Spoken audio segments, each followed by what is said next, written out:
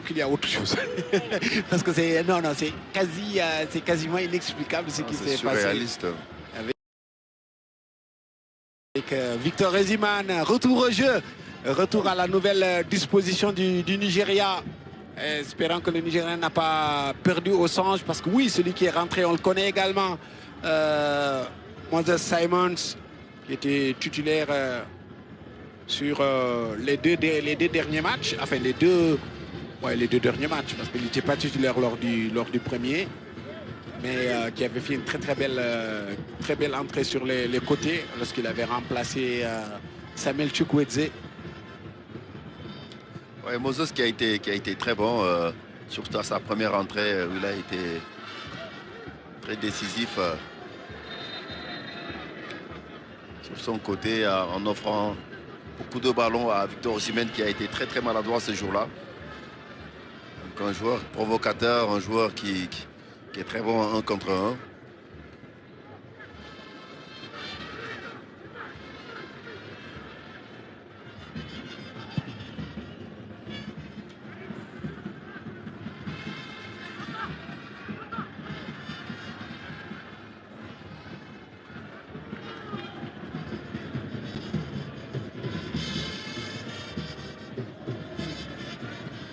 Didi avec Onyeka, Osayi, Didi, le centre, non, c'était trop fort.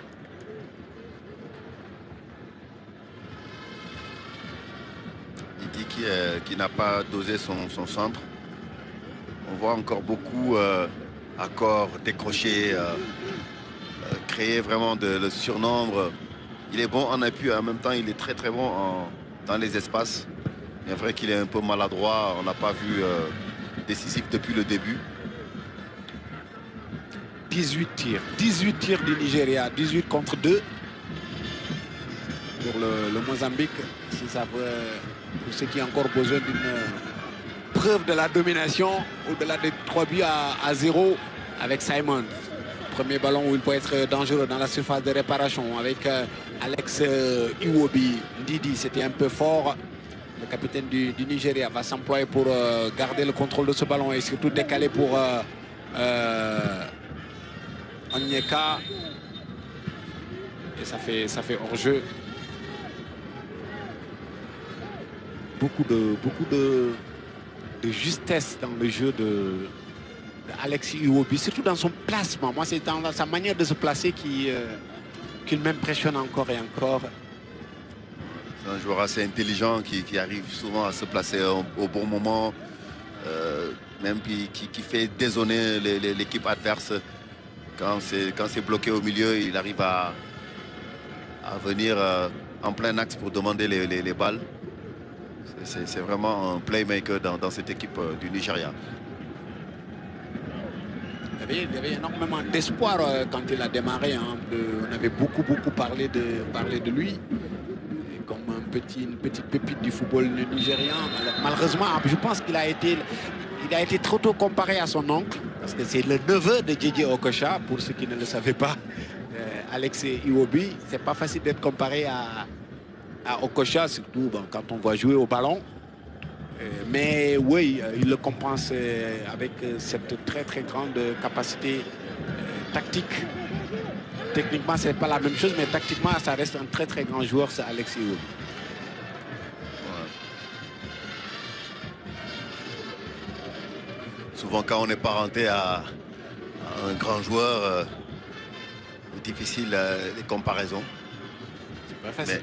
Mais surtout que nous, on ne peut pas s'empêcher de faire des comparaisons. Ouais.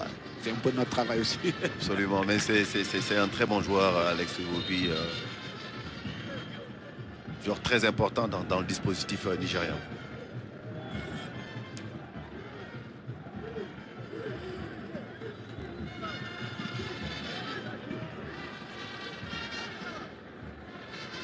Par la force des choses, le Nigérian aura fait un changement quand même.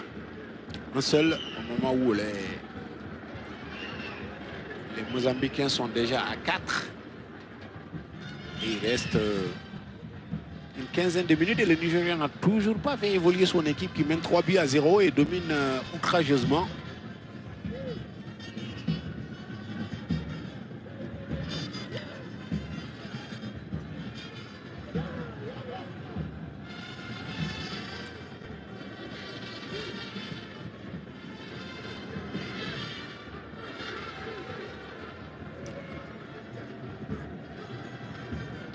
Denis Katamo.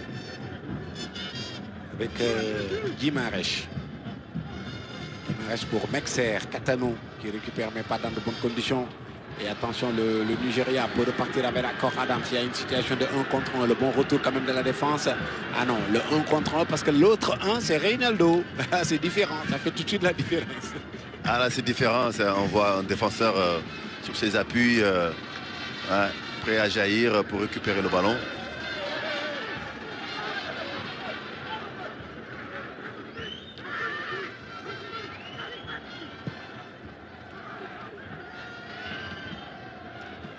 Ricardo Guimarães.